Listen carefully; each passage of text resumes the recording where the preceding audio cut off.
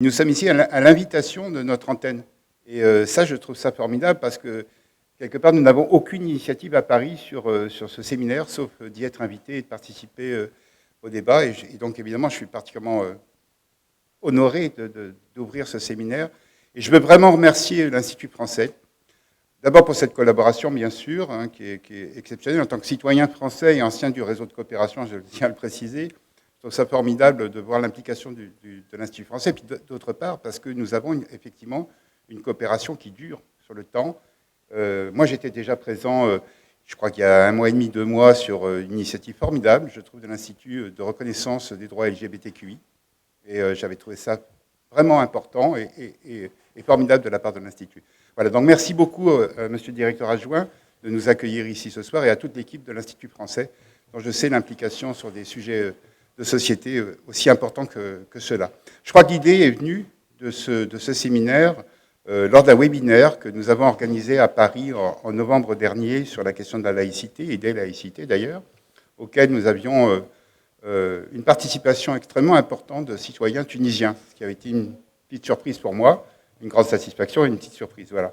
Et lors de ce webinaire, nous avions d'abord rappelé que la laïcité, qui est d'abord avant tout une liberté, a été pensée en France comme un outil de paix civile pour permettre à chacun d'exprimer une conviction, et notamment une croyance, avec cette certitude que, quelles que soient nos appartenances, on peut vivre ensemble très aisément, dès lors que s'instaure un principe de respect, plus encore que de tolérance, entre nos différentes communautés. L'État impartial et neutre par rapport aux religions serait alors le ciment de cette nécessité de respect. Dans le monde d'aujourd'hui, où font figure d'exception quelques États où les citoyens sont relativement peu religieux, tels que le Japon ou la France, ce principe de laïcité, de neutralité, revêt un aspect fondamental. Bien sûr, nombreux sont les pays où plus de 95% de la population exprime leur ferveur religieuse, mais tous connaissent une grande variété dans les croyances de leurs citoyens, même lorsqu'existe une religion d'État comme au Maroc. Dès lors, la laïcité, respectueuse des convictions de chacun, de la liberté de chacun, de chacune, de croire en telle ou telle religion ou de ne croire en aucune, devient un principe fondamental de construction de la paix civile et également de relations internationales matures, s'exprimant dans le respect des convictions et des cultures, afin d'affirmer la primauté des droits fondamentaux dans la construction des politiques publiques. Nos partenaires de solidarité laïque ne s'y trompent pas. Mariam Sidibé, directrice du centre Ifigabon à Bamako, qui accueille 90 jeunes filles victimes de violences familiales ou de jeunes filles déplacées actuellement, hélas, l'affirmait clairement lors du 60e anniversaire de Solidarité laïque. Nous célébrons toutes ensemble Noël ou l'Aïd. Celles qui y trouvent la réponse à leur appartenance religieuse sont satisfaites, et les autres, heureuses de partager un temps de fête et de retrouvailles, de partage entre toutes. Nos amis haïtiens sont du même avis. Quand pourrons-nous enfin organiser à Port-au-Prince un colloque sur la laïcité, interroge le réalisateur Arnold Antonin ou la directrice de la Fondation Focale, Madame Lorraine Mangonès. C'est la seule façon de répondre efficacement à la guerre que mènent les églises évangéliques américaines à notre culture vaudou.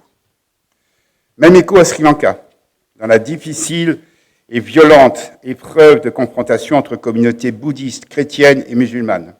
Au Liban, et notre ami Joseph Thomé, qui est par là dans la salle, ne manquera pas de le rappeler, elle est vue comme la seule alternative au communautarisme qui a plongé tout le pays dans la banqueroute et le désarroi. En Tunisie, nombreux sont les acteurs de la société civile qui n'ont plus peur de parler de laïcité et qui s'en font un rempart de protection contre les velléités des factions religieuses de conduire la politique tunisienne et de bafouer les droits fondamentaux. Mais cette laïcité, ciment parfois remis en question ou malmené de notre République française, ces laïcités, si différentes soient-elles au Québec, en Belgique ou ailleurs, mais toutes aussi fondamentales dans leur réflexion de séparation de l'Église et de l'État, et qui posent tout le principe de neutralité face aux religieux, inspirent bien d'autres pays. Elles posent de fait, comme alternative aux lois religieuses pour construire des politiques publiques, la référence aux droits fondamentaux. Elles obligent à construire une société où le droit de chacun ne s'oppose pas au droit collectif et où le droit collectif reconnaît le droit de chacun. Elle fait de la place à chacun, chacune, pour que citoyens, citoyennes d'un État, nous puissions, en pleine reconnaissance de nos droits égaux, égales en droit, quelles que soient nos différences, participer à la construction de nos sociétés dans l'harmonie et la paix civile. Laïcité au singulier, laïcité au pluriel, la construction de ce principe a son histoire. Mais cette histoire continue d'être en action, comme la laïcité se met indéfiniment en action sur la base des droits fondamentaux. Une histoire inspirante et inspirée par l'idéal humaniste, qui doit aussi nous permettre d'entendre les interrogations de nos partenaires sur nos propres systèmes.